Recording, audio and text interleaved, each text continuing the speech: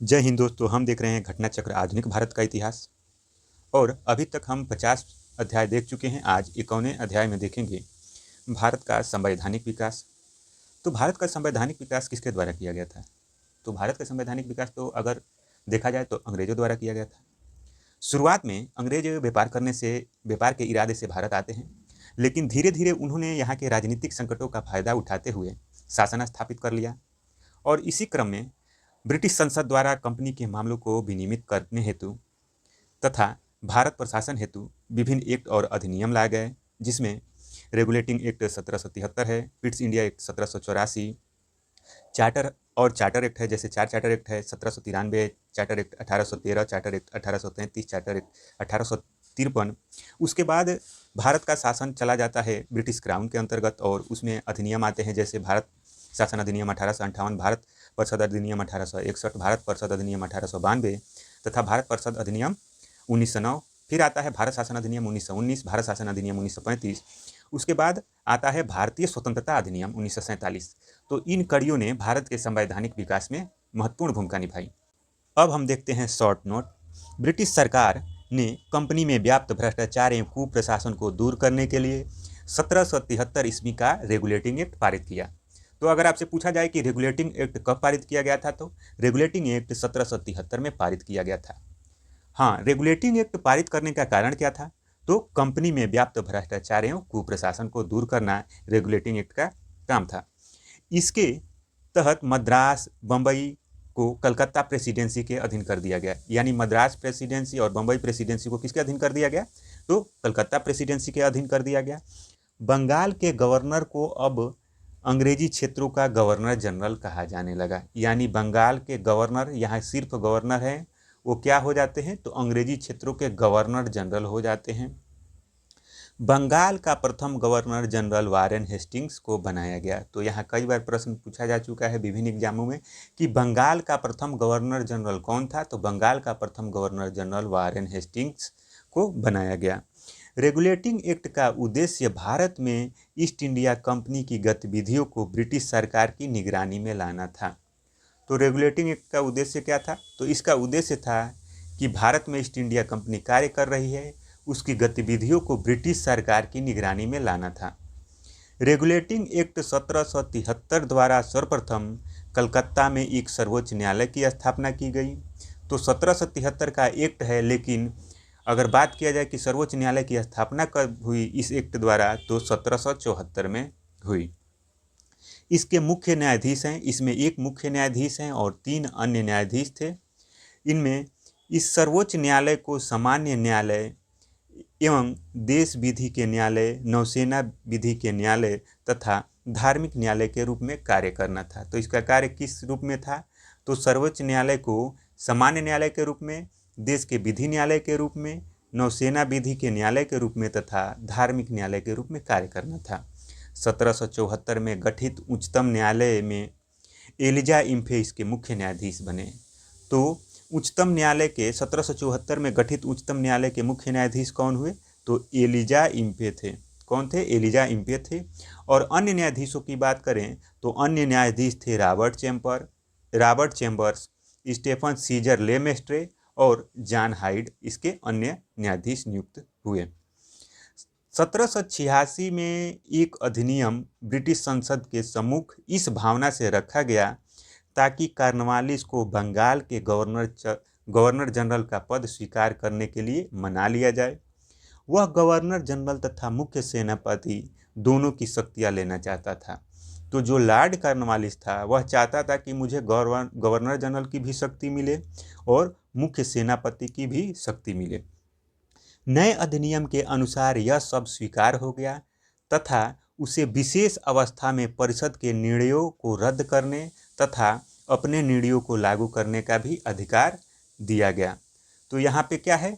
तो परिषद के निर्णयों को रद्द करने का अधिकार मिल रहा है और अपने निर्णयों को लागू करने का भी अधिकार इसको मिल गया। कॉर्नवालिस जिला कलेक्टरों को अधिक शक्तिशाली नहीं बनने देना चाहता था, अतः उसने शक्ति पृथक्करण को सिद्धांत को अपनाया था। तो किसने शक्ति पृथक्करण के सिद्धांत को अपनाया था? तो ये था Lord Cornwallis. East India company के भारतीय व्यापार के एकाधिकार को 1813 के चार्टर एक्ट द्वारा समाप्त कर दिया गया, लेकिन चाय एवं चीन के साथ व्यापार को अभी भी जारी रखा गया था। इसके द्वारा कंपनी को अगले 20 वर्षों के लिए भारतीय प्रदेशों तथा राजस्व पर नियंत्रण का अधिकार दे दिया गया। तो इसके द्वारा क्या किया गया कि कंपनी को अगले 20 वर्षों के लिए भारतीय प्रदेशों तथा राजस्व पर नियंत्रण का अधिकार दे दिया गया। यहाँ हम लोग को देख लेना है कि जो चार्टर एक्ट था उसके द्वारा 1813 के चार्टर एक्ट द्वारा भारतीय व्यापार का एकाधिकार समाप्त हो गया था ईस्ट इंडिया कंपनी का, लेकिन चाय और चीन का एकाधिकार अभी भी ईस्ट इंडिया कंपनी के पास था। चार्टर एक्ट 1813 द्वारा भारत में शिक्षा पर कंपनी को 1 लाख रुपए वार्षिक खर्च करने का प्रावधान किया गया। चार्टर एक्ट 1833 द्वारा कंपनी के सभी वाणिज्यिक अधिकार समाप्त कर दिए गए। तो यहाँ पे 1833 का चार्टर एक्ट है, इसके द्वारा क्या हो रहा है, कंपनी के सभी वाणिज्यिक अधिकार यानी कंपनी के जितने भी अधिकार थे, चाय और चीन का भी, चीन के साथ जो व्यापार था, अब ये भी अधिकार समाप्त किए गए, यानी कंपनी के सभी वाणिज्यिक अधिकार समाप्त कर दिए गए तथा उसे भविष्य में केवल राजनीतिक कार्य ही करने थे। अब यहाँ से इसको केवल राजनीतिक कार्य करना है, कंपनी को केवल राजनीतिक कार्य करना है। इस अधिनियम द्वारा बंगाल के गवर्नर जनरल को अब भारत का गवर्नर जनरल बना दिया गया, यानी अब बंगाल का गवर्नर जनरल है वह भारत का गवर्नर जनरल कहा जाने लगा। इस अधिनियम द्वारा कानून बनाने के लिए गवर्नर जनरल की परिषद में एक कानूनी सदस्य को चौथे सदस्य के रूप में सम्मिलित किया गया। वह सदस्य भारतीय नहीं बल्कि अंग्रेज होना था। सर्वप्रथम मैकाले को विधि सदस्य के रूप में परिषद में शामिल किया गया। तो सर्वप्रथम पहला अगर पूछा जाए कि पहला विधि सदस्य कौन था, तो पहला विधि सदस्य मैकाले हो जाएगा। 1853 के चार्टर एक्ट में यह व्यवस्था की गई कि नियंत्रण बोर्ड और उसके अन्य पदाधिकारियों का वेतन सरकार निश्चित करेगी परंतु धन कंपनी देगी, यानी ब्रिटिश सरकार इसको निश्चित करेगी कि वेतन कितना होगा, लेकिन यह वेतन किसके कहाँ से दिया जाएगा, तो वेतन भारत में जो शासन कर रही है कंपनी उसके यहाँ से दिया जाएगा। डायरेक्टरों की संख्या 24 से घटाकर 18 कर दी गई। डायरेक्टरों की संख्या क्या की गई, 24 से घटाकर 18 कर दी गई। उसमें 6 क्राउन द्वारा मनोनीत किए जाने थे। इसमें प्रावधानित था कि सिविल सेवकों की भर्ती अब प्रतियोगी परीक्षाओं द्वारा की जाएगी, जिसमें किसी प्रकार का भेदभाव नहीं किया जाएगा। 1858 के भारत सरकार अधिनियम गवर्नमेंट ऑफ इंडिया एक्ट 1858 द्वारा भारतीय प्रशासन का नियंत्रण कंपनी से छीनकर ब्रिटिश क्राउन को सौंप दिया गया, यानी 1858 के पहले तक कंपनी शासन कर रही है, अब यह शासन किसके हाथों में चला गया, तो भारतीय प्रशासन का नियंत्रण कंपनी से छीनकर ब्रिटिश क्राउन को सौंप दिया गया है। अब कोर्ट ऑफ डायरेक्टर और बोर्ड ऑफ कंट्रोल के समस्त अधिकार भारत के राज्य सचिव को सौंप दिया गया। तो भारत का राज्य सचिव, इसे भारत सचिव, भारतीय सचिव तथा भारत मंत्री भी कहा जाता था। इंडियन काउंसिल एक्ट 1861 के द्वारा गवर्नर जनरल को आपातकाल में अध्यादेश जारी करने की शक्ति प्रदान की गई। ये अध्यादेश अधिकाधिक 6 माह तक लागू रह सकते थे। तो जो अध्यादेश जारी करने की शक्ति प्रदान की गई थी वह कितने माह तक अधिकतम रह सकती थी, तो 6 माह तक। 1861 के भारतीय परिषद अधिनियम इंडियन काउंसिल एक्ट द्वारा वायसराय की परिषद को कानून बनाने की शक्ति प्रदान की गई। इसके तहत लॉर्ड कैनिंग ने विभागीय प्रणाली की शुरुआत की। लॉर्ड कैनिंग ने भिन्न भिन्न सदस्यों को अलग अलग विभाग सौंपकर एक प्रकार से मंत्रिमंडलीय व्यवस्था की नींव डाली। इस व्यवस्था के अनुसार प्रशासन का प्रत्येक विभाग एक व्यक्ति के अधीन होना था। भारतीय परिषद अधिनियम 1861 के द्वारा कानून बनाने के लिए वायसराय की कार्यकारी परिषद में न्यूनतम 6 और अधिकतम 12 सदस्यों की नियुक्ति से उसका विस्तार किया गया। इन्हें वायसराय मनोनीत करेगा और वे 2 वर्षों तक अपने पद पर रहेंगे। तो वायसराय की कार्यकारी परिषद में 1861 के कानून द्वारा वायसराय की कार्यकारी परिषद में न्यूनतम कितने सदस्य रह सकते हैं, 6 और अधिकतम 12 सदस्य रहेंगे। और उन्हें कौन मनोनीत करेगा, तो उन्हें वायसराय मनोनीत करेगा और उनका कार्यकाल 2 वर्ष तक रहेगा। इनमें से न्यूनतम आधे सदस्य गैर सरकारी होंगे।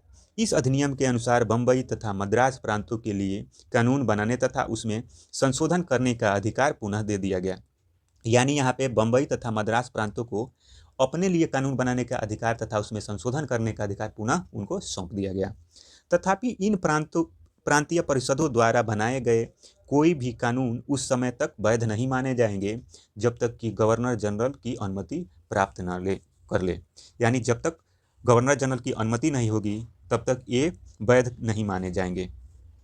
बॉम्बे, मद्रास और कलकत्ता में उच्च न्यायालयों की स्थापना ब्रिटिश संसद द्वारा पारित 1861 ईस्वी के भारतीय उच्च न्यायालय अधिनियम के तहत 1862 में की गई। यानी यहाँ ध्यान रखना है, बॉम्बे है, मद्रास है और कलकत्ता में उच्च न्यायालयों की स्थापना है।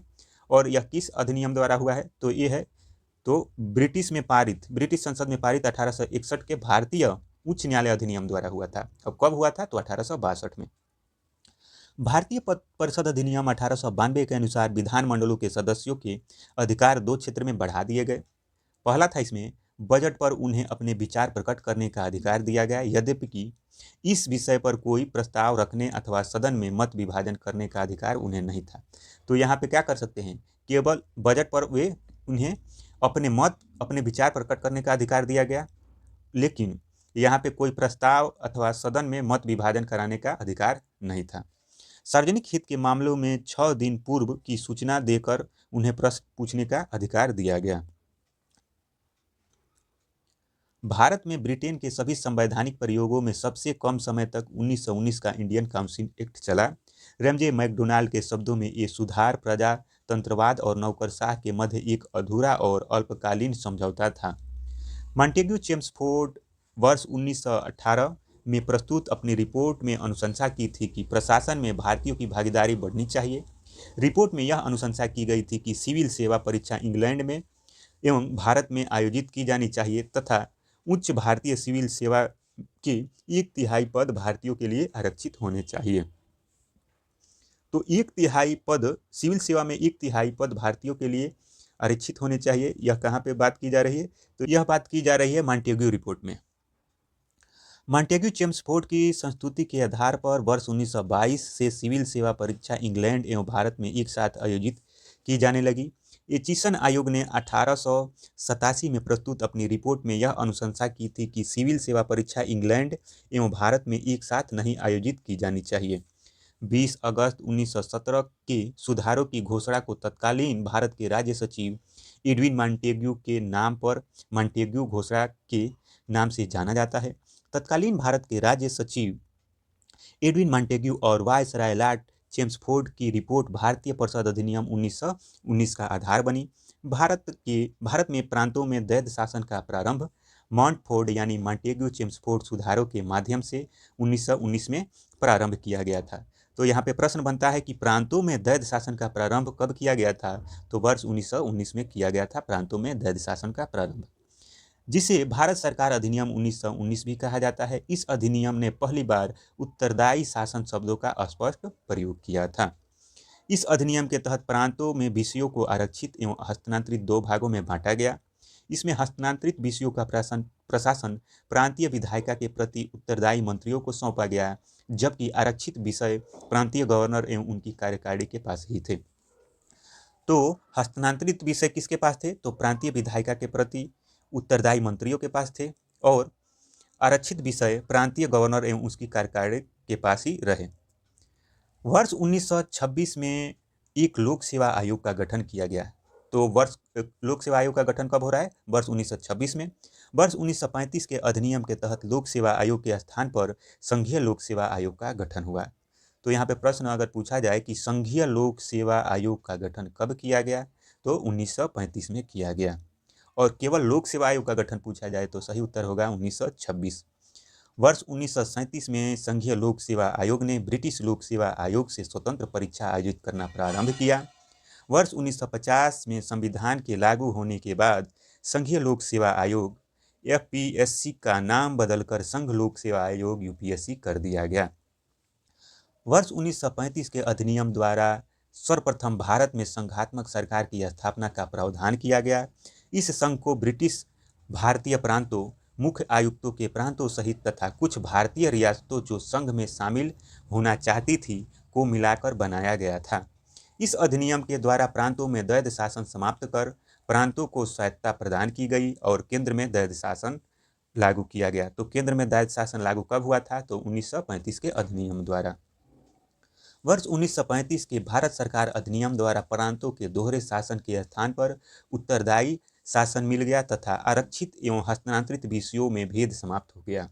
गवर्नरों को आरक्षित तथा बचाव की संज्ञा के अधीन व्यक्तिगत निर्णय तथा विवेकाधीन शक्तियों के प्रयोग करने का अधिकार दे दिया गया। साथ ही गवर्नर को अध्यादेश जारी करने का भी अधिकार दे दिया गया। इस अधिनियम द्वारा सांप्रदायिक तथा वर्गीय मतदाता मंडलों का विस्तार हुआ। मुसलमान, सिख, यूरोपीय, भारतीय ईसाई, एंग्लो इंडियन, आंग्ल भारतीय तथा भारतीय मुसलमान आदि को पृथक पृथक प्रतिनिधित्व मिला। भारत का वर्तमान संवैधानिक ढांचा बहुत कुछ वर्ष 1935 के अधिनियम पर आधारित है। वर्ष 1935 के मुख्य उपबंध इस प्रकार है। पहला है संघात्मक सरकार की स्थापना, दूसरा है केंद्र में द्वैध शासन की स्थापना, तीसरा है प्रांतों में द्वैध शासन के स्थान पर स्वायत्त शासन की स्थापना, चौथा है द्विसदनीय केंद्रीय विधानमंडल, पांचवा है प्रांतीय शासन व्यवस्था, छठा है प्रांतीय विधानमंडल, सातवां है केंद्र एवं प्रांतों में शक्तियों का विभाजन, आठवां है फेडरल न्यायालय की स्थापना। वर्ष 1935 के अधिनियम के बारे में जवाहरलाल नेहरू ने कहा था, एक कार जिसमें ब्रेक तो है पर इंजन नहीं। जवाहरलाल नेहरू ने वर्ष 1947 से 1964 तक भारत के प्रधानमंत्री रहे। यानी जवाहरलाल नेहरू कब से कब तक प्रधानमंत्री हैं, तो 1947 से 1964 तक। वे पंचशील सिद्धांत के प्रणेता तथा गुटनिरपेक्षता में विश्वास रखते थे। भारतीय राष्ट्रीय कांग्रेस अपने लखनऊ अधिवेशन 1936 में भारत सरकार अधिनियम 1935 को अस्वीकार किया था। इस अधिनियम की अध्यक्षता जवाहरलाल नेहरू ने की थी। पंडित जवाहरलाल नेहरू ने भारत सरकार अधिनियम 1935 को गुलामी का अधिकार या दास्ता का आज्ञापत्र बताते हुए उसकी कटु आलोचना की। ब्रिटिश शासन के पूरे इतिहास में वर्ष 1935 का अधिनियम सबसे लंबा चौड़ा प्रलेख था। इसमें 14 भाग 321 धाराएं और 10 अनुसूचियां थी। भारत सरकार अधिनियम 1935 में अंतर्विष्ट अनुदेश पत्र को वर्ष 1950 में भारत संविधान में राज्य के नीति निर्देशक तत्व के रूप में समाविष्ट किया गया। आलोचकों ने इसे केवल पवित्र लोकोक्तियां कहा है। अब आ जाते हैं प्रश्नकोश में। पहला प्रश्न देख लेते हैं। रेगुलेटिंग एक्ट पारित किया गया था, तो रेगुलेटिंग एक्ट 1773 में पारित किया गया था। ब्रिटिश सरकार ने कंपनी में व्याप्त भ्रष्टाचार और कुप्रशासन को दूर करने के लिए 1773 में रेगुलेटिंग एक्ट पारित किया। इसके तहत मद्रास एवं बम्बई प्रेसिडेंसियों को कोलकाता प्रेसिडेंसी के अधीन कर दिया गया। बंगाल के गवर्नर जनरल को अब अंग्रेजी क्षेत्रों का गवर्नर जनरल पदनाम बंगाल का गवर्नर जनरल कहा गया। बंगाल का प्रथम गवर्नर जनरल वारेन हेस्टिंग्स को बनाया गया। अगला प्रश्न है, किस साल रेगुलेटिंग एक्ट पारित किया गया था, तो 1773 में पारित किया गया था। अगला प्रश्न है, रेगुलेटिंग एक्ट किस वर्ष पारित किया गया था, 1773 में पारित किया गया था। निम्नलिखित अधिनियमों में से प्रथम बार किसने गवर्नर जनरल ऑफ बंगाल के पद हेतु प्रावधानित किया गया था, तो ये था रेगुलेटिंग एक्ट 1773। अगला प्रश्न है, निम्न में से किसके अंतर्गत भारत में सर्वप्रथम सर्वोच्च न्यायालय की स्थापना हुई थी, तो रेगुलेटिंग अधिनियम 1773 द्वारा 1774 में। रेगुलेटिंग एक्ट 1773 के द्वारा सर्वप्रथम कलकत्ता में एक सर्वोच्च न्यायालय की स्थापना 1774 में की गई। इसमें एक मुख्य न्यायाधीश तथा 3 अन्य न्यायाधीशों की व्यवस्था की गई। इस सर्वोच्च न्यायालय को सामान्य न्यायालय एवं देश विधि के न्यायालय, नौसेना विधि के न्यायालय तथा धार्मिक न्यायालय के रूप में कार्य करना था। 1774 में गठित उच्चतम न्यायालय में एलिजा इम्फे इसके मुख्य न्यायाधीश थे। रॉबर्ट चेम्बर्स, स्टेफन सीजर ले मेस्ट्रेट एवं जॉन हाइड अन्य न्यायाधीश नियुक्त हुए। अगला प्रश्न है, कलकत्ता में सुप्रीम कोर्ट भारतवर्ष में प्रथम बार किस अधिनियम द्वारा बनाई गई थी, तो यह अधिनियम था 1773 का एक्ट और उसके द्वारा 1774 में बनाई गई थी। ईस्ट इंडिया कंपनी द्वारा स्थापित उच्चतम न्यायालय के प्रथम मुख्य न्यायाधीश थे, तो एलिजा इम्फे। अगला प्रश्न है, भारत के गवर्नर जनरल को किस एक्ट के द्वारा अपनी समिति के निर्णय को अस्वीकार करने का अधिकार मिला था, तो यह था 1786 का एक्ट। 1786 में एक अधिनियम ब्रिटिश संसद के सम्मुख इस भावना से रखा गया ताकि कॉर्नवालिस को बंगाल के गवर्नर जनरल का पद स्वीकार करने के लिए मना लिया जाए। वह गवर्नर जनरल तथा मुख्य सेनापति दोनों की शक्तियां लेना चाहता था। नए अधिनियम के अनुसार यह सब स्वीकार हो गया तथा उसे विशेष अवस्था में अपनी परिषद के निर्णयों को रद्द करने तथा अपने निर्णय को लागू करने का अधिकार भी दे दिया गया। चूंकि प्रश्न में भारत के गवर्नर जनरल का उल्लेख किया गया है जो कि त्रुटिपूर्ण है, उसके स्थान पर बंगाल का गवर्नर जनरल प्रयोग सही उपयुक्त होगा, क्योंकि 1833 के चार्टर एक्ट के तहत भारत के गवर्नर जनरल को सृजित किया गया। प्रश्न संख्या 9 है, निम्नलिखित में से किस अधिनियम के तहत लॉर्ड कॉर्नवालिस को अपनी काउंसिल के फैसले को रद्द करने का अधिकार मिला था? तो 1786 के एक्ट द्वारा। प्रश्न संख्या 10 है, 1793 में एक विनियम द्वारा जिला कलेक्टर को उसकी न्यायिक शक्तियों से वंचित कर दिया गया, केवल संग्राहक अभिकर्ता बना दिया गया। ऐसा विनियम का कारण क्या था? तो ऐसा विनियम का कारण था, लॉर्ड कॉर्नवालिस जिला कलेक्टर में संकेंद्रित इतनी व्यापक यानी इतनी विस्तृत शक्ति से सतर्क हो गया था और महसूस करता था कि एक व्यक्ति में इतनी शक्ति, इतनी परम शक्ति होना अवांछनीय है। कॉर्नवालिस जिला कलेक्टरों को अधिक शक्तिशाली नहीं बनने देना चाहता था, अतः उसने शक्ति पृथक्करण का सिद्धांत अपनाया। प्रश्न संख्या 11 है, भारतीय व्यापार में ईस्ट इंडिया कंपनी का एकाधिकार समाप्त किया गया? तो 1813 में। 1813 के चार्टर एक्ट द्वारा कंपनी का भारतीय व्यापार का एकाधिकार समाप्त कर दिया गया, यद्यपि उसके चीन के व्यापार तथा चाय के व्यापार का एकाधिकार चलता रहा। इस चार्टर कानून ने ही कंपनी को भारतीय क्षेत्रों में ईसाई मिशनरियों के प्रवेश को अनुमति दे दी। यद्यपि चार्टर एक्ट 1833 द्वारा कंपनी के समस्त वाणिज्यिक अधिकार समाप्त कर दिए गए तथा उसे भविष्य में केवल राजनीतिक कार्य ही करने थे। अगला प्रश्न है, किस अधिनियम द्वारा ब्रिटिश संसद ने चाय और चीन के साथ व्यापार को छोड़कर ईस्ट इंडिया कंपनी के भारत के साथ व्यापार के एकाधिकार को समाप्त कर दिया? तो 1813 का चार्टर अधिनियम था यह। अगला प्रश्न है, निम्नलिखित में से किस अधिनियम द्वारा ब्रिटिश ईस्ट इंडिया कंपनी को भारत में वाणिज्यिक एकाधिकार को समाप्त कर दिया? तो 1813 का चार्टर एक्ट। चार्टर एक्ट 1813 के संदर्भ में क्या सही नहीं है? तो इसमें क्या सही नहीं है देख लेते हैं। इसका सही जवाब हो जाएगा ऑप्शन सी, इस एक्ट ने चाय का व्यापार सहित ईस्ट इंडिया कंपनी के एकाधिकार को समाप्त कर दिया। 1813 के चार्टर एक्ट द्वारा कंपनी ईस्ट इंडिया कंपनी के भारतीय व्यापार के एकाधिकार को समाप्त कर दिया गया, यद्यपि चीन और चाय पर उसका व्यापारिक एकाधिकार बना रहा। शेष विकल्प सही हैं।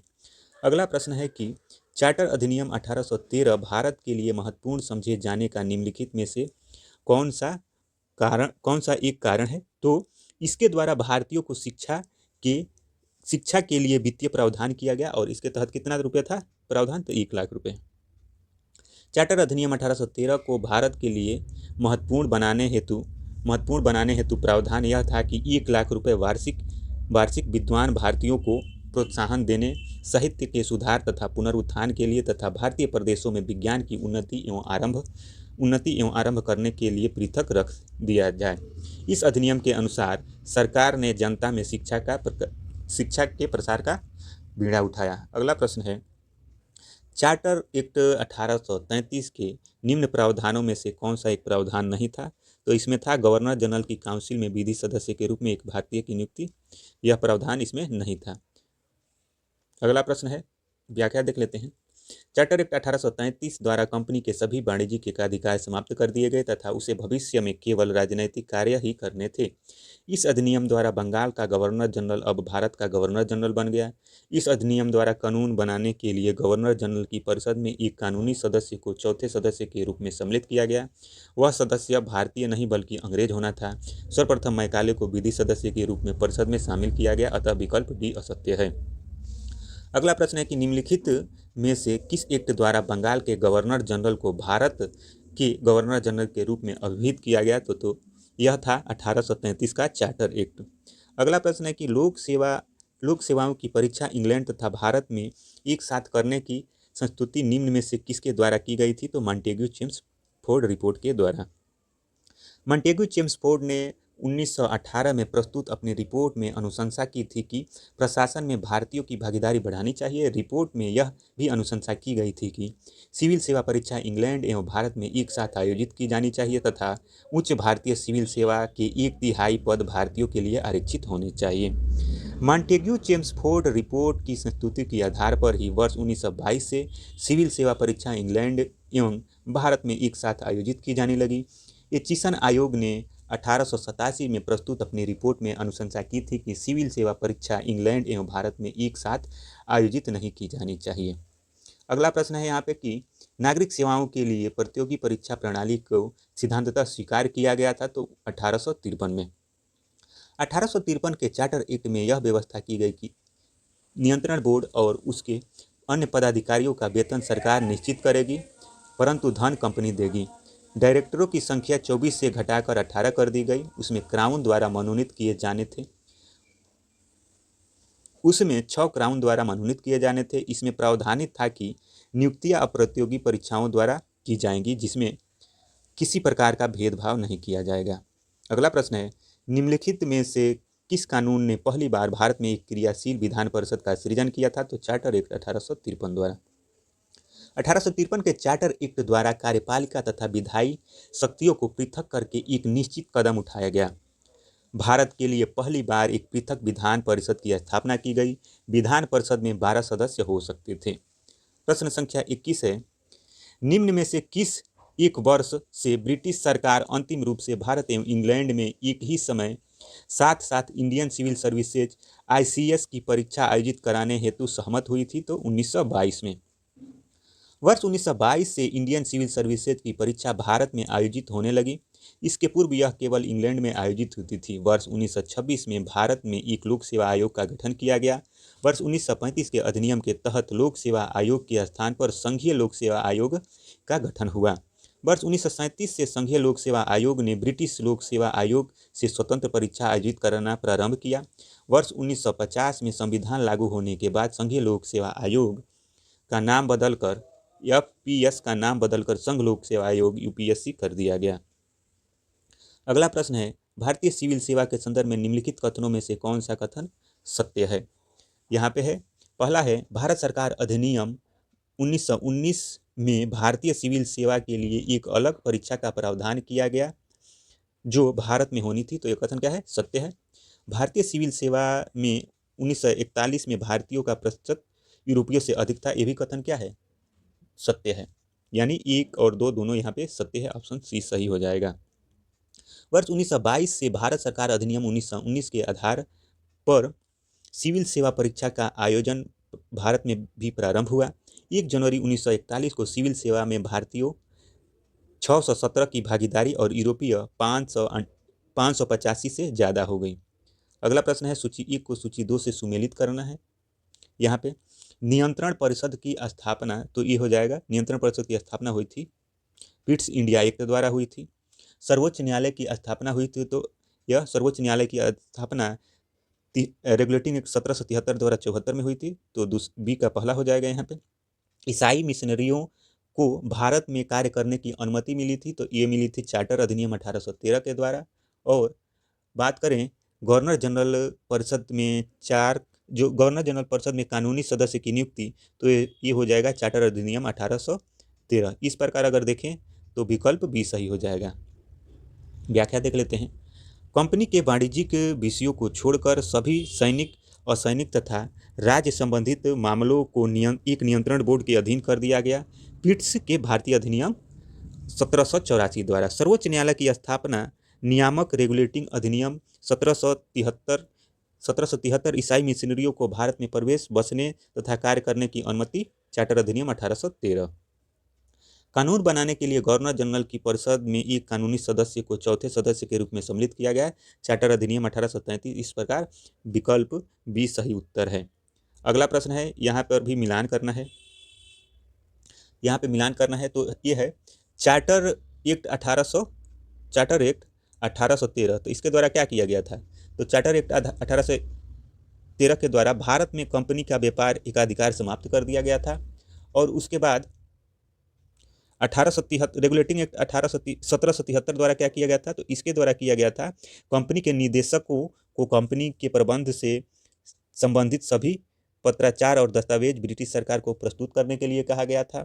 और बात करें एक्ट 1858, तो इसके द्वारा शासन का अधिकार ईस्ट इंडिया कंपनी से ब्रिटिश क्राउन के हाथों में चली गई थी। और पिट्स इंडिया एक्ट 1784 के द्वारा क्या हुआ था, तो इसके द्वारा भारत में ईस्ट इंडिया कंपनी के कार्यों को पूरी तरह से विनियमित करने के लिए ब्रिटेन में एक बोर्ड ऑफ कंट्रोल की स्थापना हुई थी। इस प्रकार अगर देखें तो यहाँ पे सही उत्तर ऑप्शन ए हो जाएगा। व्याख्या देख लेते हैं। 1813 के चार्टर एक्ट द्वारा कंपनी के भारतीय व्यापार के एकाधिकार को समाप्त कर दिया गया। यद्यपि उसका चीन तथा चाय के व्यापार का एकाधिकार चलता रहा। रेगुलेटिंग एक्ट 1773 द्वारा कंपनी के निदेशकों को कंपनी के प्रबंध से संबंधित सभी पत्राचार और दस्तावेज ब्रिटिश सरकार को प्रस्तुत करने को कहा गया। 1858 के अधिनियम ने भारत के शासन को कंपनी के हाथों से निकालकर ब्रिटिश क्राउन को सौंप दिया। इस अधिनियम को 1858 act for the better government of the India की संज्ञा से नामित किया गया। पिट्स इंडिया एक्ट 1784 द्वारा इंग्लैंड में सरकार का एक विभाग बनाया गया जिसे नियंत्रण बोर्ड यानी बोर्ड ऑफ कंट्रोल कहते हैं, जिसका मुख्य कार्य डायरेक्टर्स की नीतियों को नियंत्रित करना था।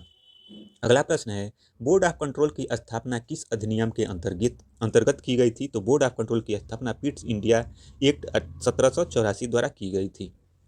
प्रश्न संख्या 26 है, किस अधिनियम द्वारा ब्रिटिश सरकार ने ईस्ट इंडिया कंपनी को चाय व शक्कर, यहाँ पे चाय और शक्कर की जगह पर चाय और चीन के साथ व्यापार होने का एकाधिकार समाप्त किया गया था?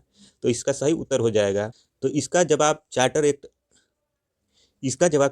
एक्ट 1833 हो जाएगा। लेकिन स्टार क्यों किया गया है इसको हम देख लेते हैं।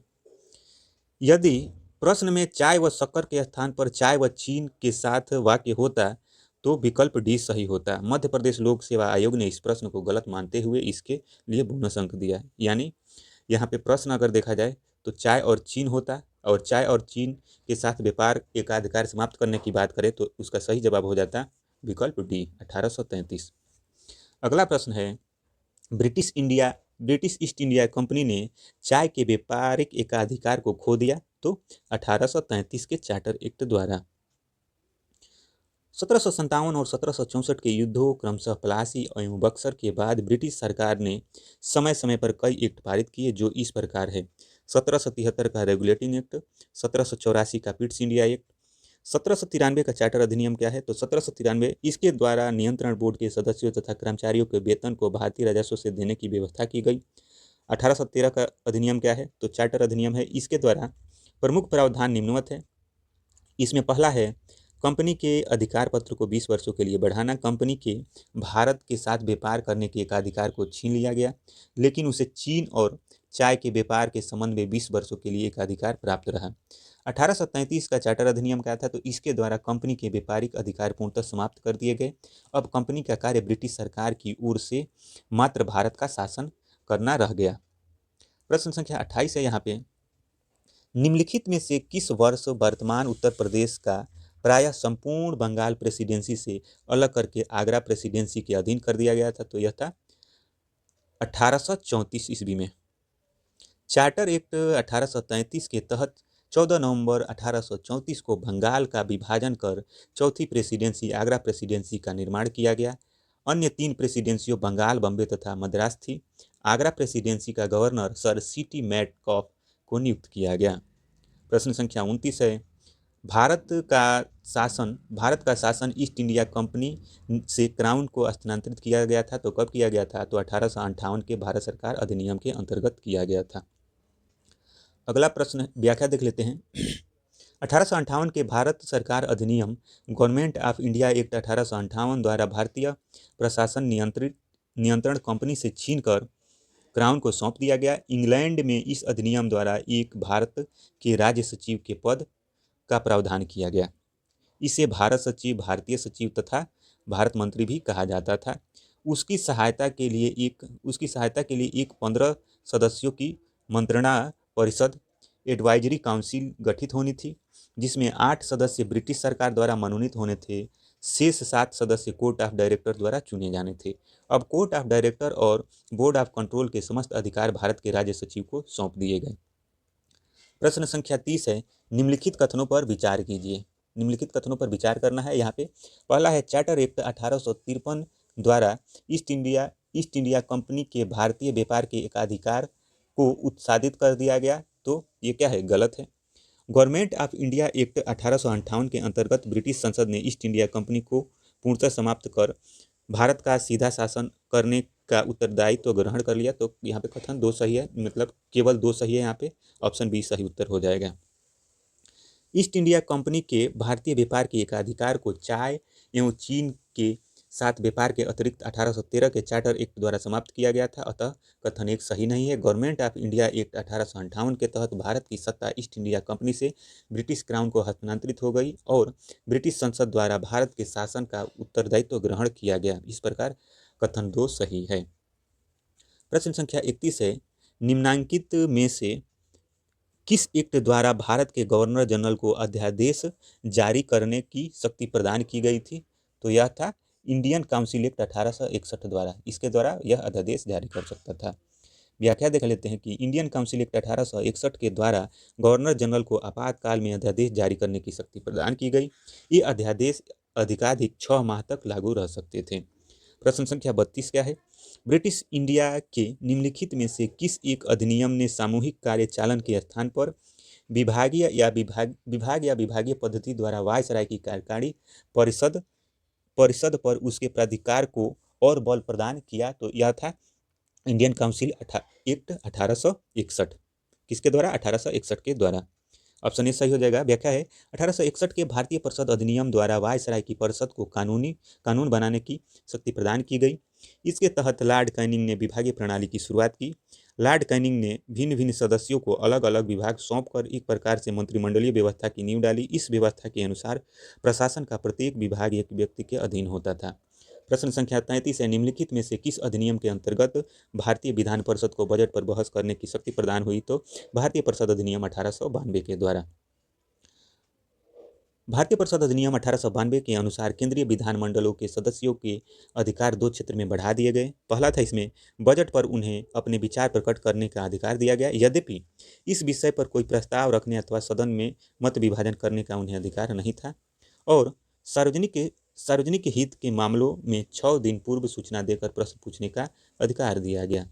अगला प्रश्न है कि निम्नलिखित में से किस अधिनियम के द्वारा अंग्रेजों ने भारत में सर्वप्रथम परोक्ष निर्वाचन प्रणाली की शुरुआत की थी? तो 1892 में। 1892 के अधिनियम द्वारा अंग्रेजों ने भारत में सर्वप्रथम परोक्ष निर्वाचन प्रणाली की शुरुआत की। प्रश्न संख्या 35 है, भारत में मीडिया को नियंत्रित करने के लिए एक्ट कब पारित किए गए थे? तो 1835, 1867, 1878 और 1909 में। सरकार की दमनकारी नीतियों को उजागर करने वाले समाचार पत्रों को नियंत्रित करने के लिए 1835 में प्रेस एक्ट का ऐलान किया गया। इसके पश्चात प्रेस और पुस्तकों का पंजीकरण अधिनियम 1867 पारित किया गया। वायसराय लॉर्ड लिटन ने 1878 में वर्नाकुलर प्रेस एक्ट पारित किया, जिसके तहत बिना सरकार के इजाज़त के कोई पत्र नहीं निकाला जा सकता था जिसमें अंग्रेजी सरकार की आलोचना हो। इसके अतिरिक्त प्रेस पर नियंत्रण का एक्ट लॉर्ड मिंटो ने वर्ष 1908 में पारित किया, जिसके तहत ऐसे किसी भी प्रकाशन को जब्त करने का अधिकार सरकार को होगा जिसमें सरकार के खिलाफ जनभावना को भड़काने का आरोप हो। अगला प्रश्न है, बॉम्बे, मद्रास और कलकत्ता में उच्च न्यायालयों की स्थापना कब हुई थी? तो 1861 में हुई थी। बॉम्बे, मद्रास और कलकत्ता में उच्च न्यायालयों की स्थापना ब्रिटिश संसद द्वारा पारित 1861 के भारतीय उच्च न्यायालय अधिनियम के तहत 1862 में की गई थी। इस आधार पर निकटतम उत्तर विकल्प ए होगा। अगला प्रश्न है, भारत में ब्रिटेन के सभी संवैधानिक प्रयोगों में से सबसे कम समय तक चला था? तो सबसे कम समय तक चलने वाला था 1909 का इंडियन काउंसिल एक्ट। कौन था? 1909 का इंडियन काउंसिल एक्ट, जो सबसे कम समय तक था। भारत में ब्रिटेन के सभी संवैधानिक प्रयोगों में सबसे कम समय तक 1909 का इंडियन काउंसिल एक्ट चला। रेमजे मैकडोनाल्ड के शब्दों में ये सुधार प्रजातंत्रवाद और नौकरशाह के मध्य एक अधूरा और अल्पकालीन समझौता था। प्रश्न संख्या 38 है, ब्रिटिश भारत में सांप्रदायिक प्रतिनिधित्व की व्यवस्था निम्नलिखित में से किस अधिनियम द्वारा की गई थी? तो यह की गई थी मार्ले मिंटो सुधार 1909 द्वारा। भारतीय परिषद अधिनियम 1909 मार्ले मिंटो सुधार 1909 द्वारा ब्रिटिश भारत में सांप्रदायिक प्रतिनिधित्व की व्यवस्था की गई, जिसके अंतर्गत मुसलमानों के लिए पृथक निर्वाचक मंडल की व्यवस्था की गई। गांधी जी ने कहा था, मार्ले मिंटो सुधार ने हमारा सर्वनाश कर दिया। अगला प्रश्न है, निम्न में से किस अधिनियम ने भारत में पृथक निर्वाचक मंडल का आरंभ किया था? तो भारतीय परिषद अधिनियम 1909। प्रश्न संख्या 40 है, 20 अगस्त 1917 के सुधारों की घोषणा को जाना जाता है? तो यह मॉन्टेग्यू घोषणा के नाम से जाना जाता है। 20 अगस्त 1917 के सुधारों की घोषणा को तत्कालीन भारत के राज्य सचिव एडीन मॉन्टेग्यू के नाम पर मॉन्टेग्यू घोषणा के नाम से जाना जाता है। प्रश्न संख्या 41 है, द्वैत शासन के जनक किसे माना जाता है? तो ये माना जाता है सर लियोनस कार्टिस को। सर लियोनस कार्टिस को द्वैत शासन का जनक माना जाता है, जिस उसके द्वैत शासन संबंधी विचार भारत सरकार अधिनियम 1919 का आधार बने। प्रश्न संख्या 42 है, मॉन्टेग्यू चेम्सफोर्ड की रिपोर्ट। तो मॉन्टेग्यू चेम्सफोर्ड की रिपोर्ट भारत सरकार अधिनियम 1919 का आधार बनी। भारत सरकार अधिनियम 1919 का आधार बनी। तत्कालीन भारत के राज्य सचिव एडविन मॉन्टेग्यू और वायसराय लॉर्ड चेम्सफोर्ड की रिपोर्ट भारतीय परिषद अधिनियम 1919 का आधार बनी। अगला प्रश्न है, वर्ष 1919 में जब मॉन्टेग्यू चेम्सफोर्ड अधिनियम पास हुआ तब इंग्लैंड के प्रधानमंत्री कौन थे? उस समय लॉर्ड जॉर्ज इंग्लैंड के प्रधानमंत्री थे। वर्ष 1919 में जब मॉन्टेग्यू चेम्सफोर्ड अधिनियम भारत सरकार अधिनियम 1919 पास हुआ तब इंग्लैंड के प्रधानमंत्री डेविड लॉर्ड जॉर्ज थे। ये 1916 से 1922 तक यूके के प्रधानमंत्री रहे। अगला प्रश्न है, प्रांतों में द्वैध शासन प्रणाली किस अधिनियम के अंतर्गत लागू की गई थी? तो 1919 के अधिनियम द्वारा। मॉन्टेग्यू चेम्सफोर्ड प्रस्ताव ब्रिटिश सरकार द्वारा भारत में संवैधानिक सुधार से संबंधित है। भारतीय प्रांतों में द्वैध शासन का प्रारंभ मॉन्टेग्यू चेम्सफोर्ड वर्ष 1919 से प्रारंभ किया गया, जिसे भारत सरकार अधिनियम 1919 भी कहा जाता है। इस अधिनियम ने पहली बार उत्तरदायी शासन शब्दों का प्रयोग किया था। इस अधिनियम के तहत प्रांतों में विषयों को आरक्षित एवं हस्तांतरित दो भागों में बांटा गया। इनमें हस्तांतरित विषयों का प्रशासन प्रांतीय विधायिका के प्रति उत्तरदायी मंत्रियों को सौंपा गया, जबकि आरक्षित विषय प्रांतीय गवर्नर एवं उसकी कार्यकारिणी के पास ही रहे। यह दोहरी शासन प्रणाली वर्ष 1921 से 1937 तक 9 प्रांतों में चलती रही। केवल बंगाल में वर्ष 1924 से 27 के मध्य प्रांत एवं बरार में वर्ष 1924 से 26 तक निलंबित रही। प्रश्न संख्या 45 है, भारतीय इतिहास के संदर्भ में द्वैध शासन डायरकी सिद्धांत किसे निर्दिष्ट करता है? तो प्रांतों में प्रत्यायोजित विषयों का दो प्रवर्गों में विभाजन को ये संदर्भित करता है। अगला प्रश्न है, मॉन्टेग्यू चेम्सफोर्ड प्रस्ताव किससे संबंधित थे? तो यह संवैधानिक सुधारों से संबंधित थे। अगला प्रश्न है, भारत सरकार अधिनियम 1919 ने निम्नलिखित में से किसको स्पष्ट रूप से परिभाषित किया? तो केंद्रीय एवं प्रांतीय सरकारों की अधिकारिता को स्पष्ट रूप से परिभाषित किया। अगला प्रश्न है, द्वैध शासन प्रणाली लागू करने वाला एक्ट आया था? तो यह एक्ट 1919 में आया था। प्रश्न संख्या 49 है, निम्न में से भारत सरकार अधिनियम 1919 के बारे में असत्य कथन को चिन्हित कीजिए। तो यह अधिनियम मार्ले मिंटो सुधार के नाम से भी जाना जाता है। तो यह कथन क्या हो गया? गलत हो गया, क्योंकि यह मार्ले मिंटो सुधार के नाम से नहीं जाना जाता है, बल्कि यह जाना जाता है मॉन्टेग्यू चेम्सफोर्ड सुधार के नाम से जाना जाता है। इस अधिनियम में केंद्रीय एवं प्रांतीय विषयों को अलग कर दिया गया था। तो यह कथन 1919 के अधिनियम के बारे में सही है कि केंद्रीय और प्रांतीय विषयों को अलग कर दिया गया था। भारत सरकार अधिनियम 1919 वर्ष 1921 तक लागू रहा, ये भी कथन सही है। मॉन्टेग्यू भारत के राज्य सचिव थे और लॉर्ड चेम्सफोर्ड भारत के वायसराय थे, ये भी कथन क्या है? यहाँ पे सही है। यहाँ पे पूछा गया है कौन सा कथन गलत है, तो इसमें ऑप्शन ए गलत है। अगला प्रश्न है, प्रश्न संख्या 50 है, निम्न कथनों पर विचार करना है। भारत सरकार अधिनियम 1919 के प्रवर्तन के साथ शासन का ढांचा और उसकी विशेषताएं एकात्मक और केंद्रीय रही? तो नहीं, यहाँ केंद्रीय नहीं थी। और बोला जा रहा है कि एकात्मक थी, तो नहीं, केंद्रीय और प्रांतीय विषयों को यहाँ पे क्या कर दिया गया था? अलग कर दिया गया था, इसलिए यह कथन क्या हो गया? गलत है। सत्ता का एक बड़ा भाग प्रांतों को प्रत्यायोजित किया गया था, तो ये कथन क्या है? सही है। यहाँ केवल कारण सही हो जाएगा, तो इसमें सही जवाब हो जाएगा डी। ये गलत है, परंतु आर सही है। व्याख्या देख लेते हैं। भारत सरकार अधिनियम 1919 में प्रशासन के विषयों को दो भागों में बांटा गया था। केंद्रीय सूची में 47 विषय थे, जिसमें रक्षा, विदेश नीति, पेटेंट और कॉपीराइट, मुद्रा, संचार, वाणिज्य और पोत परिवहन, नमक और कपास पर उत्पाद शुल्क, आयकर, लोक ऋण आदि थे।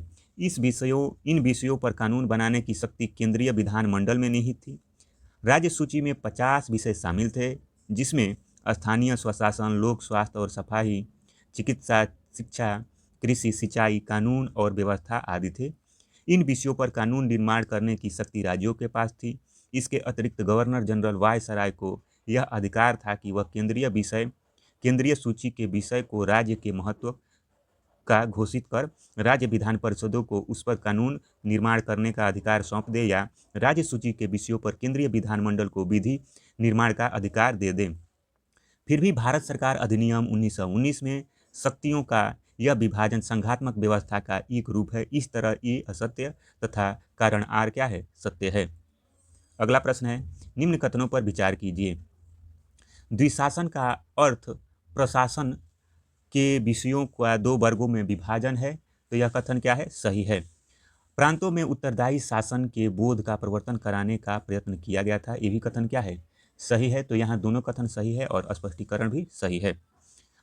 देखिए, कथन बोला है कि द्विशासन का अर्थ प्रशासन के विषयों का दो वर्गों में विभाजन, ये भी सही है।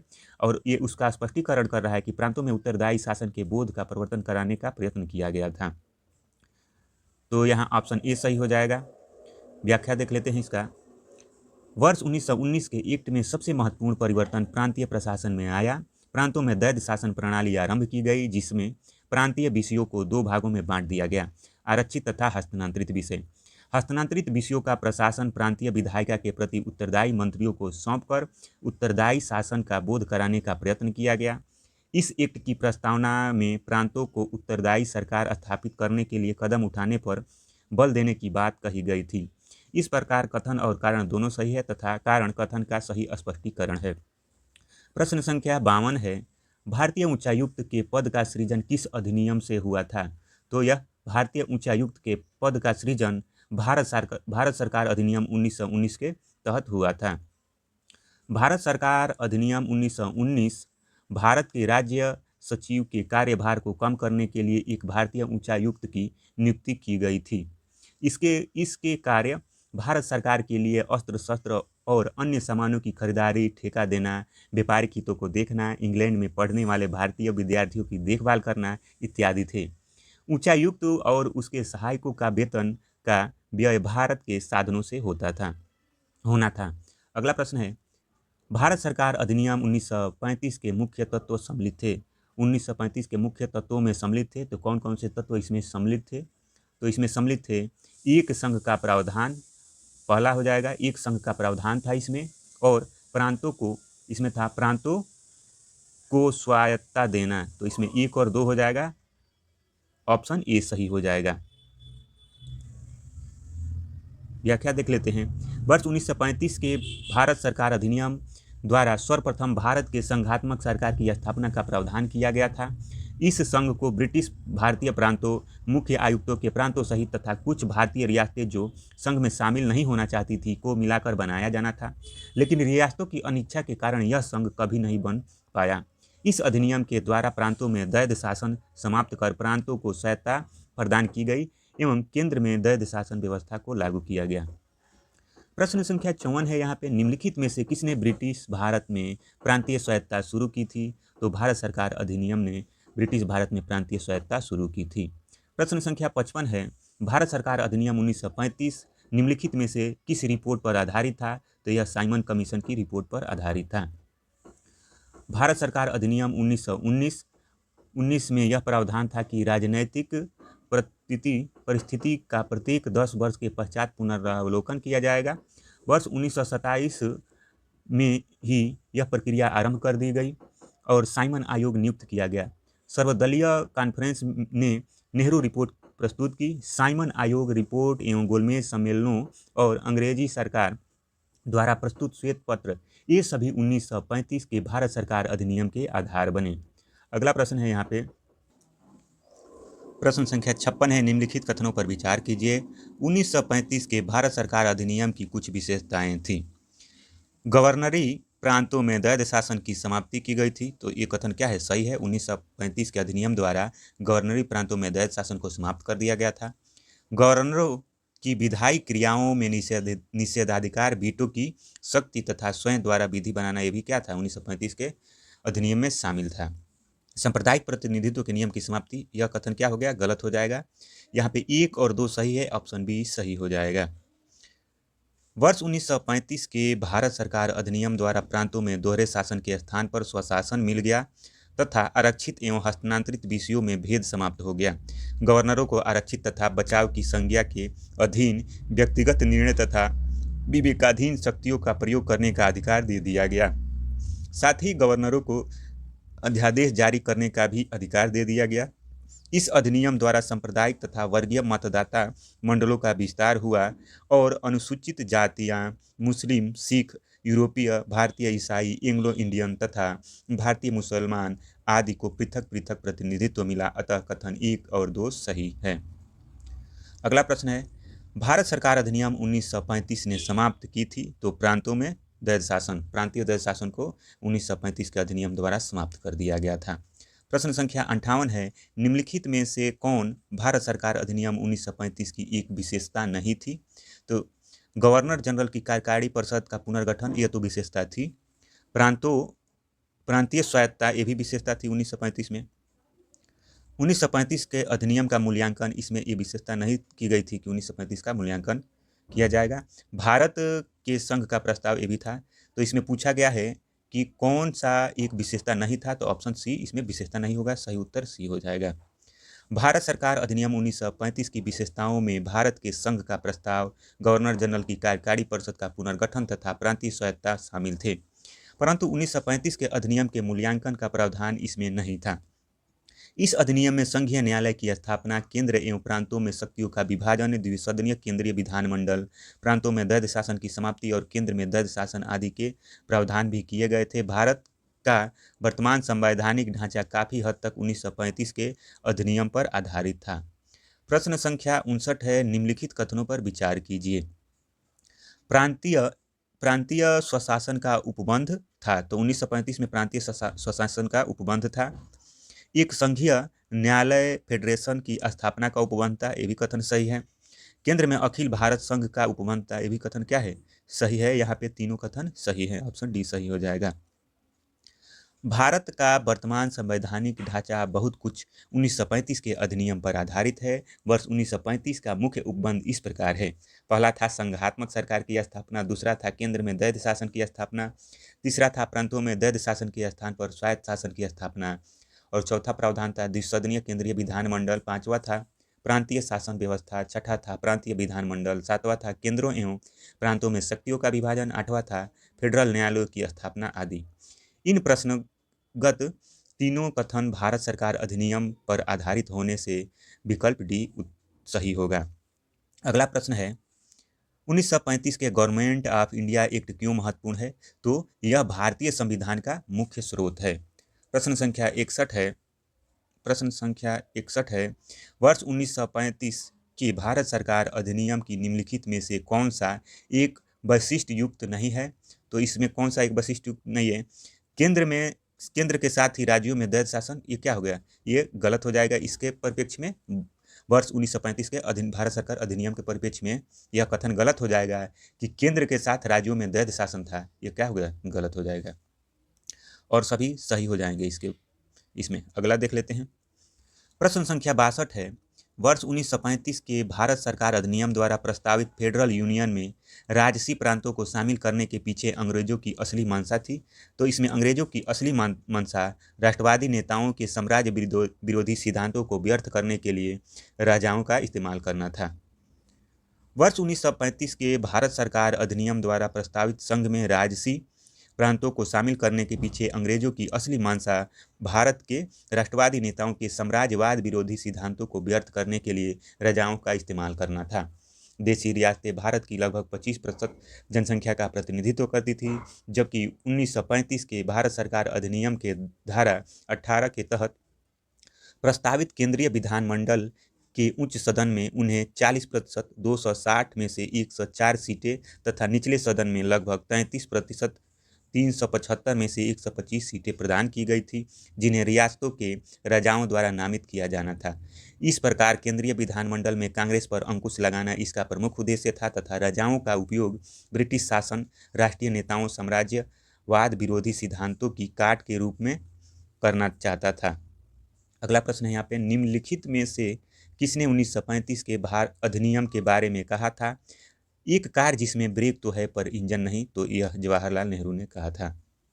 1935 के अधिनियम के बारे में जवाहरलाल नेहरू ने कहा था कि एक कार जिसमें ब्रेक तो है पर इंजन नहीं। वे 1947 से 1964 तक भारत के प्रधानमंत्री रहे। वे पंचशील सिद्धांत के प्रणेता तथा गुट निरपेक्षता में विश्वास रखते थे।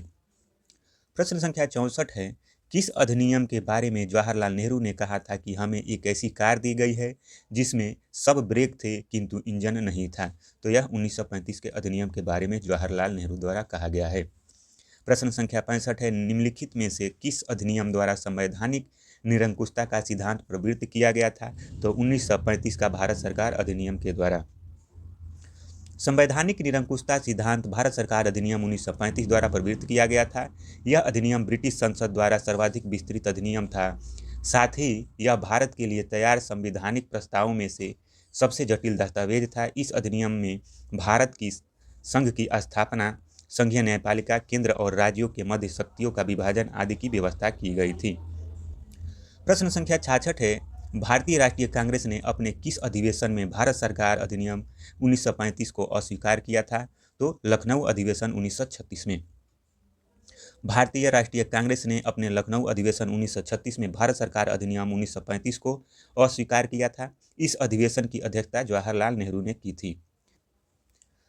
प्रश्न संख्या 67 है, केंद्रीय विधानसभा का निम्नांकित में से कौन सा निर्वाचन भारत शासन अधिनियम 1919 के तहत हुआ था? तो 1926 का निर्वाचन और 1945 का निर्वाचन। तो ऑप्शन सी सही हो जाएगा, ए और सी। भारत शासन अधिनियम 1919 के तहत केंद्रीय विधानसभा का चुनाव 1923, 1926, 1930, 1934 और वर्ष 1945 में हुआ था। वर्ष 1936-37 में हुआ प्रांतीय विधानसभा चुनाव भारत शासन अधिनियम 1935 के तहत हुआ था।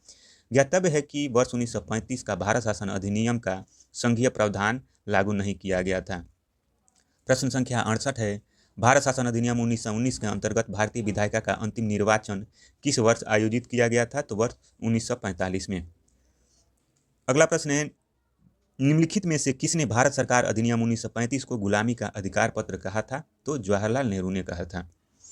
पंडित जवाहरलाल नेहरू ने भारत सरकार अधिनियम 1935 को गुलामी का अधिकार या दास्ता का आज्ञापत्र बताते हुए कठोर आलोचना की थी। ब्रिटिश शासन के पूरे इतिहास में 1935 का अधिनियम सबसे लंबा चौड़ा प्रलेख था। इसमें 14 भाग और 321 धाराएं और 10 अनुसूचियां थीं। प्रश्न संख्या 70 है यहाँ पे, भारत सरकार अधिनियम 1935 के अंतर्विष्ट अनुदेश प्रपत्र इंस्ट्रूमेंट ऑफ इंस्ट्रक्शन को वर्ष 1950 में भारत के संविधान में किस रूप में समाविष्ट किया गया था? तो राज्य के नीति निदेशक तत्व के रूप में। भारत सरकार अधिनियम 1935 में अंतर्विष्ट अनुदेश प्रपत्र इंस्ट्रूमेंट ऑफ इंस्ट्रक्शंस को वर्ष 1950 में भारत के संविधान में राज्य की नीति निर्देशक तत्व के रूप में समाविष्ट किया गया। आलोचकों ने इसे केवल पवित्र लोकोक्ति कहा है। प्रश्न संख्या 71 है, भारत शासन अधिनियम 1935 द्वारा स्थापित संघ में अवशिष्ट शक्तियाँ किसे दी गई थी? तो अवशिष्ट शक्तियाँ गवर्नर जनरल को दी गई थी। भारत शासन अधिनियम में अवशिष्ट शक्तियाँ गवर्नर जनरल को प्राप्त थी। अगला प्रश्न है यहाँ पे, निम्नलिखित अधिनियमों में से किसके द्वारा भारत परिषद अधिनियम इंडिया काउंसिल को समाप्त किया गया था? तो भारत सरकार अधिनियम 1935 के द्वारा। ब्रिटिश शासन काल के दौरान वर्ष 1935 का भारत शासन अधिनियम पारित किया गया। इस अधिनियम के द्वारा ही भारत परिषद अधिनियम इंडिया काउंसिल को समाप्त कर दिया गया। केंद्र एवं राज्यों के बीच शक्तियों का बंटवारा किया गया तथा राज्य में द्वैध शासन समाप्त कर केंद्र में द्वैध शासन को लागू किया गया।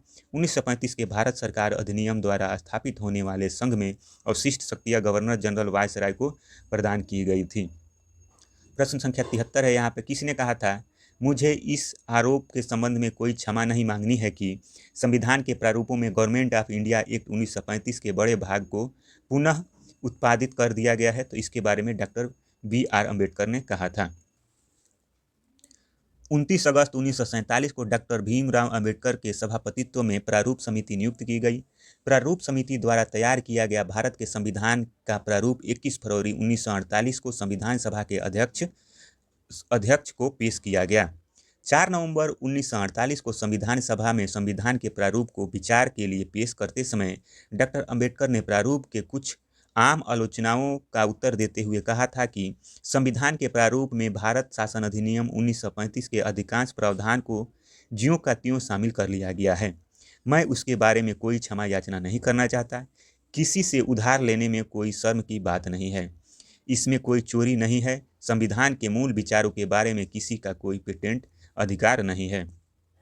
प्रश्न संख्या 74 है, क्या आप मुझे एक भी स्वतंत्र देश दिखा सकते हैं जहां पृथक मताधिकार हो? अंग्रेज जा चुके हैं परंतु वे शरारत छोड़ गए हैं।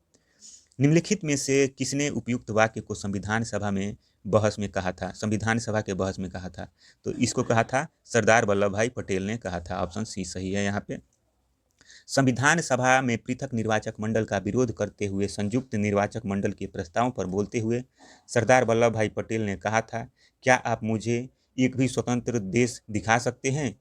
अंग्रेज तो चले गए मगर जाते जाते शरारत के बीज बो गए। इस शरारत को अब और नहीं बढ़ाना चाहते। अगला प्रश्न है, प्रश्न संख्या 75 है, सूची 1 को सूची 2 से सुमेलित करना है। तो दी रेगुलेटिंग एक्ट में क्या था? तो इसके द्वारा 1774 में सुप्रीम कोर्ट की स्थापना की गई थी। तो ये का हो जाएगा चौथा। ठीक, ये का हो गया चौथा। भारत परिषद अधिनियम 1909, तो इसका हो जाएगा, इसके द्वारा सांप्रदायिक निर्वाचन की व्यवस्था की गई थी। भारत सरकार अधिनियम 1919, इसके द्वारा दैव शासन प्रारंभ किया गया था। और भारत सरकार अधिनियम 1935, इसके द्वारा प्रदेशों को सहायता प्रदान की गई थी। तो इस प्रकार सही जवाब हो जाएगा ऑप्शन बी। व्याख्या देख लेते हैं। 1773 के रेगुलेटिंग एक्ट द्वारा कलकत्ता में एक सर्वोच्च न्यायालय की स्थापना 1774 में की गई। 1909 के एक्ट द्वारा मुसलमानों के लिए पृथक मताधिकार तथा पृथक निर्वाचन क्षेत्रों की स्थापना की गई। 1919 के अधिनियम द्वारा प्रांतों में द्वैध शासन प्रणाली लागू की गई। 1935 के अधिनियम द्वारा बाह्य रूप से प्रांतों को सहायता दे दी गई थी, परंतु वस्तुतः सारी कार्यकारी शक्तियां गवर्नर के पास थी। उसे भी लगभग गवर्नर जनरल वायसराय जैसी ही शक्तियां मिली थी। प्रश्न संख्या 76 है यहाँ पे, ब्रिटिश शासनकाल में संविधान के विकास में कौन सा ऐतिहासिक नहीं था? तो ब्रिटिश शासनकाल की बात की जा रही है यहाँ पे। तो ब्रिटिश शासनकाल कब नहीं था? तो ये तो 1955 में क्या हो गया था? देश आज़ाद हो गया था। तो यही नहीं होगा, प्रोटेक्शन ऑफ सिविल राइट 1955, इस समय तो देश आज़ाद हो गया था। तो इसका सही जवाब ऑप्शन डी हो जाएगा। अगर आपको पीछे का वीडियो लेक्चर देखना है तो प्लेलिस्ट में जा सकते हैं और आप वहाँ पे सारे वीडियो देख सकते हैं।